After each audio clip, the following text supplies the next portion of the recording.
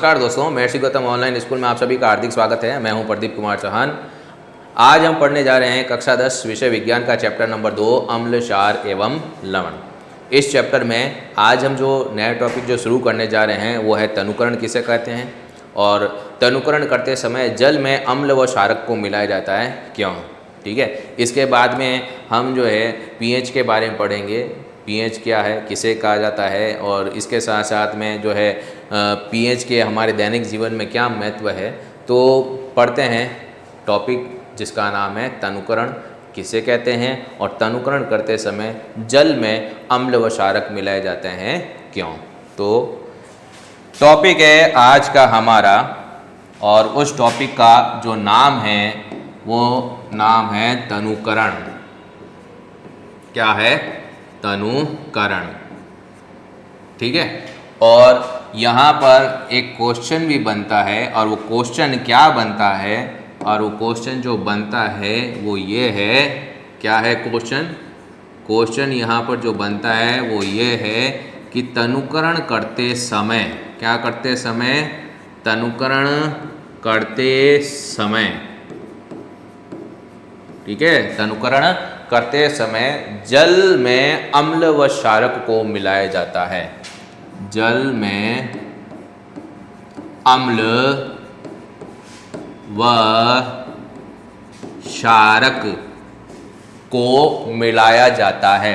अम्ल व क्षारक को मिलाया जाता है, मिलाया जाता है क्यों। ठीक है, अब सबसे पहली बात कि तनुकरण क्या है, किसे कहा जाता है। तो इसका उत्तर क्या होगा कि जल में जब अम्ल व क्षारक को मिलाया जाता है। क्या कह रहा हूँ मैं? कि जल में जब अम्ल व क्षारक को मिलाया जाता है तब उनके आयनों की सांद्रता, आयनों की सांद्रता में प्रति इकाई आयतन में कमी आती है। प्रति इकाई आयतन में क्या आएगी? कमी आती है। उसे ही हम क्या कहते हैं? तनुकरण कहते हैं। क्या कहते हैं? तनुकरण कहते हैं। अब सर ये सांद्र और ये जो तनु शब्द जो है इनका मतलब क्या है? सांद्र का मतलब ये होता है कि जो अम्ल और जो क्षारक होते हैं अगर उनके आयनों की सांद्रता प्रति इकाई आयतन में आयनों की सांद्रता अगर अधिक है तो वो है सांद्र, और अगर प्रति इकाई आयतन में आयनों की सांद्रता कम है तो वो क्या कहलाता है? तनु कहलाता है। सीधा सिंपल सा है कि अगर मान लीजिए मेरे पास में 10 ml HCl है, प्योर एकदम, ठीक है ना, सांद्र HCl है। अब मैं क्या है इसको तनु करूँगा। तनु करने के लिए क्या करूँगा? जैसे मान लीजिए कि मेरे पास में जो है 9 ml पानी है, आंसू जल है, और उसमें मैंने 1 ml HCl मिला दिया। ठीक है ना, एक पूरी परखनली में टोटली पहले क्या भरा हुआ था? अम्ल भरा हुआ था, HCl भरा हुआ था, और दूसरी बार में मैंने परखनली में क्या लिया? 9 ml पानी लिया, और उसमें से 1 ml मिला दिया क्या? HCl। तो सेकंड बार में जब मैंने जल के अंदर अम्ल को मिलाया तो आयनों की सांद्रता में क्या हो रही है? कमी आ रही है ना। अम्ल के आयनों की सांद्रता में क्या हो रही है? कमी आ रही है। तो वो क्या कहलाएगा? तनु कहलाएगा। ठीक है, तो अब सबसे पहले तनुकरण किसे कहते हैं इसका मैं आपको उत्तर देना चाहता हूं। तनुकरण का तात्पर्य क्या है, किसे कहा जाता है? तो इसका उत्तर हम क्या लिखेंगे? जल में, किसमें? जल में अम्ल व क्षारक, अम्ल व क्षारक को मिलाने पर, अम्ल व क्षारक को मिलाने पर, ठीक है ना, क्या लिखा मैंने? कि जल में अम्ल व क्षारक को मिलाने पर उनके आयनों की सांद्रता, किसकी सांद्रता? आयनों की सांद्रता में, आयनों की सांद्रता में प्रति इकाई आयतन, प्रति इकाई आयतन, क्या बोला? प्रति इकाई आयतन में क्या हो जाएगी? कमी। क्यों? क्योंकि हमने अम्ल व क्षारक को मिलाया किसमें? जल में, और जल में जब अम्ल व क्षारक को मिलाया जाता है तो उनके आयनों की सांद्रता में प्रति इकाई आयतन में, प्रति इकाई आयतन में कमी आती है। प्रति इकाई आयतन में क्या आती है? कमी आती है, जिसे क्या कहा जाता है? तनुकरण कहा जाता है, जिसे तनुकरण कहते हैं। जिसे तनुकरण कहते हैं। तो ये परिभाषा तो हुई तनुकरण की कि तनुकरण किसे कहते हैं। अभी भी हमारा क्वेश्चन बाकी है और वो क्वेश्चन क्या है? क्वेश्चन हमने लिखा कि तनुकरण करते समय जल में अम्ल व क्षारक को मिलाया जाता है क्यों? तो दोस्तों इसका उत्तर ये होगा कि जल के साथ अम्ल और क्षारक की जो क्रियाएं होती है वो अत्यधिक ऊष्माक्षेपी होती है। अत्यधिक ऊष्माक्षेपी होने का मतलब ये है कि जब जल के साथ में अम्ल या क्षारक की क्रिया होती है तब ऊष्मा उत्सर्जित होती है, और ऊष्मा इतनी अधिक उत्सर्जित होती है कि एक तो कमरे का जो स्थानीय तापमान है उसके साथ साथ में पात्र में क्रिया के दौरान जो तापमान बढ़ा है उसके परिणाम स्वरूप जो पात्र में भरा हुआ जो पदार्थ है वो आस्फलित होकर के उछल करके हमारे ऊपर गिर सकता है, हम जल सकते हैं, दुर्घटना हो सकती है। ठीक है ना।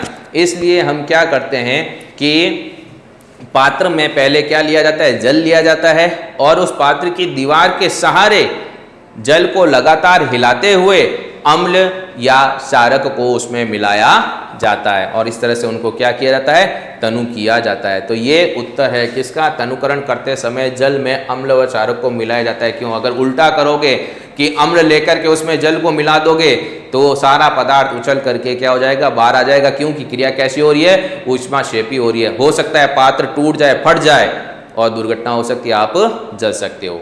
तो ये उत्तर रहेगा तनुकरण करते समय जल में अम्ल व क्षारक को मिलाया जाता है। ठीक है। तो उत्तर हम लिखेंगे यहाँ पर, क्या लिखेंगे उत्तर हम यहाँ पर इसका जो आंसर लिखेंगे वो आंसर ये होगा कि जल के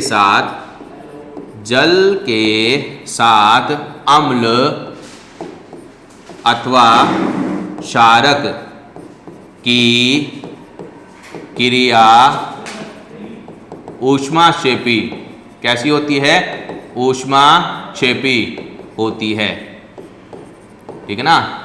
जल के साथ अम्ल व क्षारक की क्रिया कैसी होती है? ऊष्माक्षेपी होती है, जिससे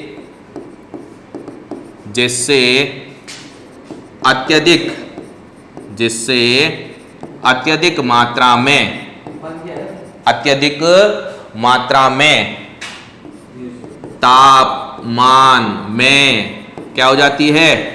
वृद्धि हो जाती है। अत्यधिक मात्रा में तापमान में वृद्धि हो जाती है। ठीक है। और स्थानीय ताप के साथ में पात्र में बढ़ा हुआ ताप क्या करता है? जो अंदर भरा हुआ पदार्थ है उसको क्या कर सकता है? वो बाहर फेंक सकता है। पात्र जो है तापमान की वजह से क्या है? टूट भी सकता है। तो हम क्या कह सकते हैं? जिससे अत्यधिक मात्रा में तापमान में वृद्धि हो जाती है, अतः स्थानीय ताप के साथ क्रिया के दौरान पात्र में बढ़े हुए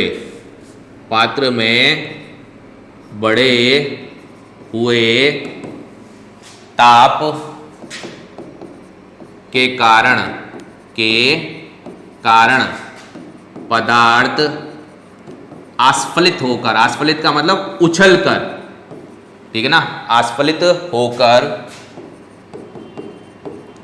बाहर गिर सकता है, बाहर गिर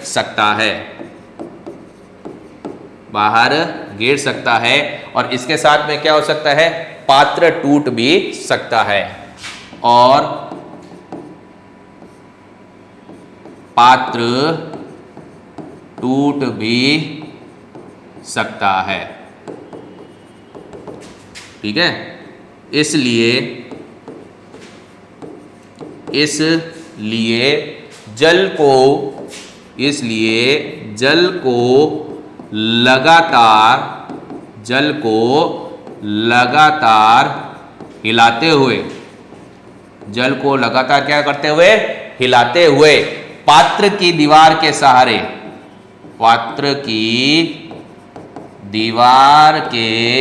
सहारे अम्ल अथवा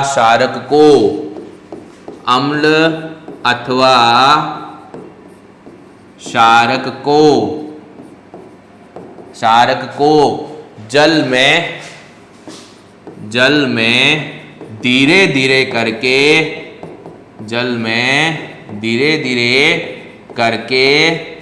लगातार हिलाते हुए,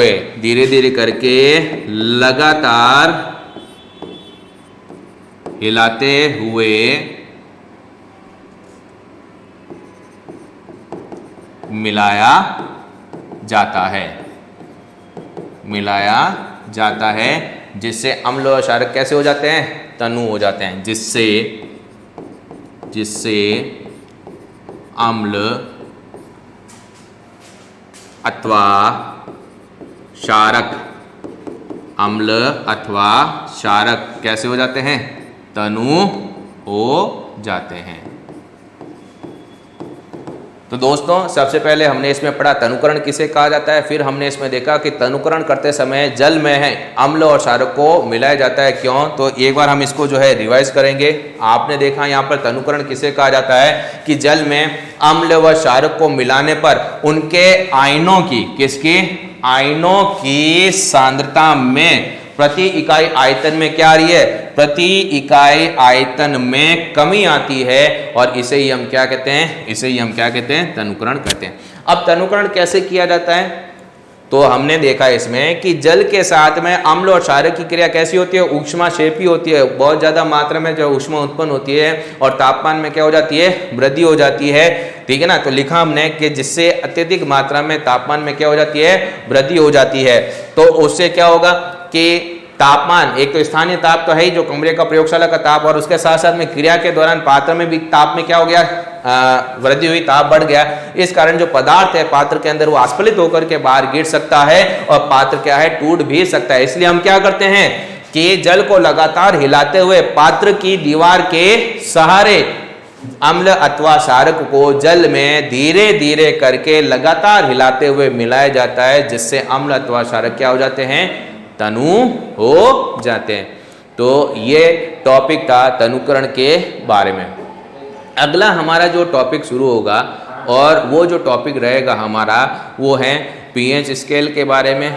ठीक है, पीएच किसे कहा जाता है, और इसके साथ साथ में पीएच के हमारे दैनिक जीवन में महत्व क्या होते हैं, और ये सब हम पढ़ेंगे अगले वीडियो में।